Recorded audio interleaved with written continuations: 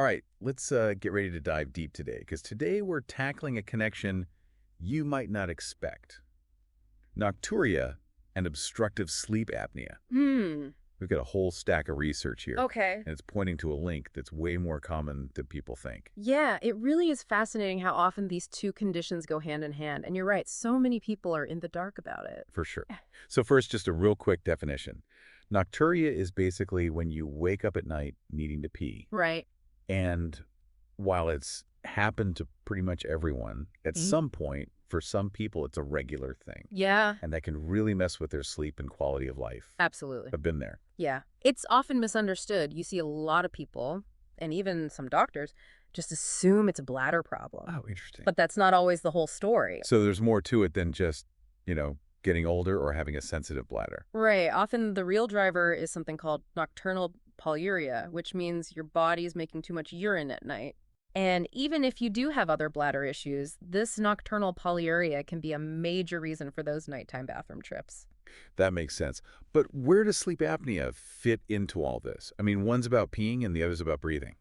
Right, it seems counterintuitive, but we're talking about obstructive sleep apnea, or OSA, Right. where your airway actually collapses repeatedly while you're asleep. Wow. And it's more common than you might think. Yeah, I know the usual signs are snoring, gasping for air, Hmm. feeling tired even after a full night's sleep. Exactly. But here's a shocking stat. Almost 1 billion people worldwide may have OSA, A billion. and most don't even know it. That is wild. And the thing is, OSA isn't just messing with your sleep, it's putting stress on your whole body. Wow, that's huge. Yeah. So we've got these two surprisingly common conditions, nocturia and OSA, but how are they connected? Well, studies have found a definite link, especially in men. Okay. And the reasons are pretty fascinating. I'm all ears. I mean, you'd think if you're not drinking anything while you're asleep, you wouldn't need to pee as much. What's going on? It's not as simple as it seems. There's not just one cause, but a whole bunch of factors working together. A whole web of connections. Yeah. All right, I'm ready to untangle it. What's the first clue? So one of the main culprits is something called negative intrathoracic pressure. How? Basically, when your airway collapses during an OSA episode, your body has to work harder to breathe against that blockage. Oh, I see. It's kind of like trying to suck a milkshake through a straw that's almost completely pinched closed. Your chest has to really work at it. Okay, so you're saying there's a pressure change happening inside the chest. Exactly. And your heart actually senses that pressure change and misinterprets it as a sign of fluid overload, Oh, interesting. like you've been drinking tons of water. So it's like your heart is getting tricked even though you're asleep and haven't had anything to drink. Right. And to compensate, your heart releases a hormone called ANP that signals your kidneys to get rid of that supposed excess fluid, even though there isn't any.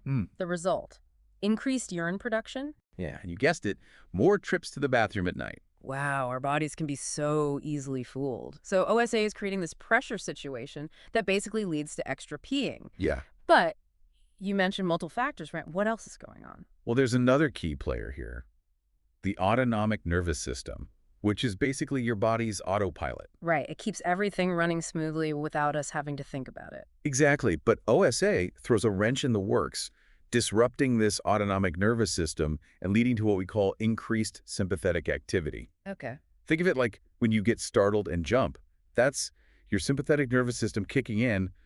OSA keeps your body in that fight or flight mode even when you're trying to sleep. Oh, wow. So instead of relaxing and recharging, your body's on high alert all night. Right, and all that sympathetic activity can mess with the signals that control your bladder, making you feel the urge to pee more often, even if your bladder isn't actually full. Okay, so we've got the pressure changes, Andy, a nervous system out of whack, both contributing to nighttime peeing. Anything else I should know about? We're just getting started. Remember those repeated airway collapses in OSA? Well, they lead to another problem, hypoxia, or low oxygen levels in your blood. Right, because you're not getting enough air. Makes sense. And this hypoxia triggers something called oxidative stress. It's kind of like rust forming on a metal surface that's similar to what oxidative stress does to your cells, including those in your bladder. So OSA is causing damage at a cellular level. Unfortunately, yes. And that damage can make your bladder less efficient, meaning it can't hold as much urine and you end up peeing more frequently. Wow, I never realized OSA could have such far-reaching effects. It's a complex condition for sure. And here's where it gets even more interesting. One study found that men with enlarged prostates who also had reduced blood flow to their bladder experienced more severe nocturia. Hold on. So you're saying OSA might actually be making existing bladder problems worse? That's what the research suggests. And to add another layer to this, remember that hormone ANP that tells the kidneys to get rid of fluid? Well, hypoxia from OSA actually triggers the release of even more ANP, which further contributes to those nighttime bathroom trips. So it's like a cascade of effects, all stemming from those airway collapses during sleep. Exactly. But wait, there's more. Another factor that plays a role in both OSA and nocturia is hypertension or high blood pressure. Right, because OSA causes those spikes in blood pressure during the night. You got it. Hmm. And here's where it gets tricky. Your body tries to compensate for those spikes by getting rid of fluid through, you guessed it, urine, Oh, no. which leads to even more nocturia. It's a vicious cycle. So your body is working against itself, trying to fix one problem, but actually making another one worse. Unfortunately, that's what happens. And there's a whole system involved here called the renin-angiotensin-aldosterone system, or RAAS. Oh, boy. It's basically a chain reaction in your body that starts with OSA and ends up affecting both your blood pressure and urination. RAAS. That's a Okay. mouthful. But it sounds like yet another way that OSA is messing with our body's natural processes. You could say that. And it's important to note that even some medications for high blood pressure, especially diuretics, can actually make nocturia worse. So managing both OSA and nocturia clearly requires a careful approach and a good understanding of all these factors. It sounds like a real balancing act. It is. You have to treat the root cause, not just the symptoms. Speaking of which, we haven't even touched on the role of fluid shifts yet. Fluid shifts, what's that all about? Well, think about it. During the day, gravity pulls fluid down to your legs. But when you lie down at night, that fluid redistributes throughout your body. Right? This can impact your breathing and, yes, potentially increase urination. So even the simple act of lying down can contribute to the problem. Exactly. And this is especially relevant for people with heart failure or kidney disease who tend to retain more fluid and are also more prone to OSA. It's like all these conditions can come together to create a perfect storm for nocturia. Wow, it's amazing how interconnected everything is. It is. And on that note, let's not forget the most obvious factor. Yeah. Sleep disruption itself. Well, right. Because OSA is constantly waking you up throughout the night, even if you don't realize it. Exactly. And think about it. If you happen to be awake while your bladder is full, you're obviously more likely to get up and go. Yeah. It's like a double whammy. OSA makes you pee more and makes you more aware of needing to pee. That makes perfect sense. I never thought about it that way.